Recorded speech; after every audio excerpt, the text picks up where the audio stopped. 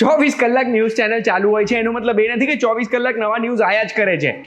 તમે જો ટૂંક સમયમાં સમય બગાડ્યા વગર છેલ્લા 24 કલાકના સૌથી ઇમ્પોર્ટન્ટ ન્યૂઝ જાણવા માંગતા હોય તો આ વિડીયો જોઈ લેજો. તમારો સમય બચી જશે અને બધા ન્યૂઝ પણ તમને મળી જશે.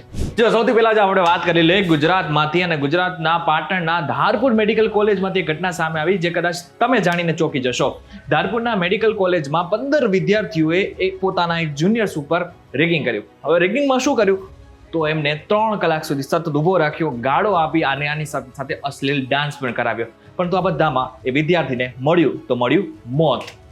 અમદાવાદમાં ખ્યાતિ હોસ્પિટલની જે ઘટના બની એની વિશે આપણે બધાને ખબર જ છે, પણ એ કેસમાં હવે મોટી અપડેટ સામે આવી છે કે આ જે કેસ છે એ ક્રાઇમ બ્રાન્ચને સોંપી દેવામાં આવ્યો છે. અને આ વચ્ચે જે રાજ્યના પોલીસ કમિશનર છે એમને એવું કહ્યું છે કે જે આરોપી ડોક્ટર છે એ પણ ફરાર થઈ ગયા એવું લાગી રહ્યું છે, અને એના માટે લુકઆઉટ નોટિસ પણ જાહેર કરવામાં આવી છે.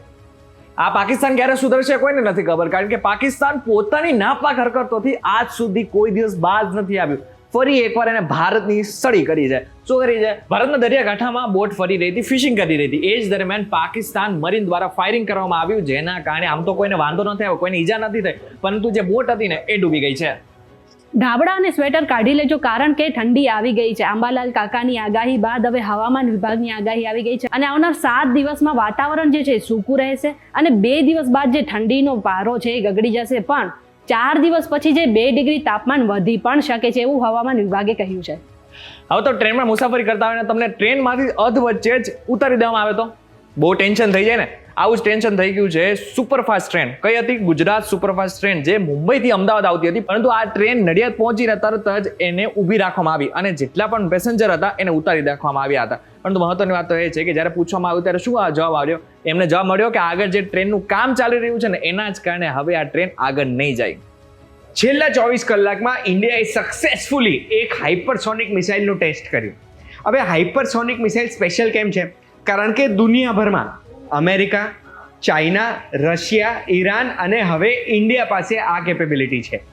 હાઇપરસોનિક મિસાઇલ અવાજની ગતિ કરતાં 4, 5, 6, 7 ગણી સ્પીડથી ટ્રાવેલ કરી શકે, અને હાઇપરસોનિક મિસાઇલ એવું હોય છે જેને કોઈ પણ એન્ટી મિસાઇલ સિસ્ટમ રોકી નથી શકતું. આ હાઇપરસોનિક મિસાઇલની સ્પીડ એને ફાયદો કરાવે છે, અને એને લઈને જો આખી ઘટના સમજવી હોય ને તો આવતીકાલે એટલે મંગળવારના એક વાત કહુંમાં આ વિડીયો જોઈ લેજો, તો તમને હાઇપરસોનિક મિસાઇલ શું હોય અને એના ફાયદા શું છે ને આપણા માટે આટલી મોટી વસ્તુ કેમ છે ને એની માહિતી ખબર પડી જશે. આ દિલ્હી વિધાનસભામાં શું ચાલી રહ્યું છે? અરે ચૂંટણી આવે ને ત્યારે જે રાજકારણ ગરમાય એને બહુ જ જોવાની મજા આવે. અત્યારે દિલ્હી વિધાનસભામાં એવું ચાલી રહ્યું છે કે આપના એક નેતાએ ગઈકાલે રાજીનામું આપી દીધું અને આજે તે ભાજપમાં જોડાઈ ગયા. એટલું જ નહીં, કોંગ્રેસના એક નેતાએ રાજીનામું આપી દીધું ને આજે તે આપમાં જોડાઈ ગયા હતા. ગઈકાલે આપના નેતા કૈલાસ ગેહલોતે રાજીનામું આપ્યું અને કેબિનેટમાં તેમના સ્થાને રઘુવીન્દર શૌકીનને મંત્રી બનાવવામાં આવશે. એટલું જ નહીં, કોંગ્રેસના સુમેશ શૌકીને રાજીનામું આપ્યું અને તેઓ અરવિંદ કેજરીવાલની આમ આદમી પાર્ટીમાં જોડાઈ ગયા છે. તમે ગુજરાતમાં રહો છો એટલે ભગવાનને પ્રાર્થના કરજો કે ગુજરાતમાં જન્મ આપ્યો. દિલ્હીમાં આપ્યો તો શું થાત ખબર છે? દિલ્હીમાં પ્રદૂષણ કેટલી હદ બારે વધી ગયું છે. હવે તો સુપ્રીમ કોર્ટને સામે આવવું પડ્યું છે, દિલ્હી સરકારને કહેવું પડ્યું છે કે એનસીઆરમાં જેટલા પણ એરિયા છે ત્યાં ધોરણ 12 સુધીની જેટલી પણ શાળાઓ છે એને બંધ રાખજો, કારણ કે જે પ્રદૂષણનો આંકડો છે ને એ 1500 સુધી પહોંચી ગયો છે. જે આજ સવારનો એક્યુઆર હતો ને 700 સુધીનો હતો. એટલે સમજી શકાય છે કે આ જે પોલ્યુશન છે એ કેટલી હદ બારે છે. એટલા માટે જ જો તે તમે ગુજરાતમાં તો ભગવાનનો આભાર માનજો. વરસાદ આવે ત્યારે પાણી ભરાવાની સમસ્યા ફક્ત અહીં જ નથી થતી, અમેરિકામાં પણ આવો જ કંઈક હાલ છે.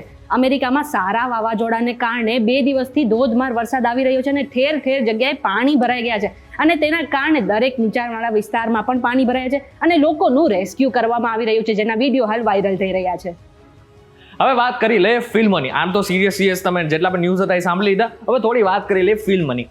ટાઈગર શ્રોફની કેટલીક એવી ફિલ્મો આવી કે જે ફ્લોપ ગઈ, પરંતુ હવે ફરી એકવાર એક ફિલ્મ આવવા જઈ રહી છે કે જેના ઉપર એને ખૂબ આશા છે, બાગી 4, જે 5 સપ્ટેમ્બર 2025ના દિવસે રિલીઝ થશે.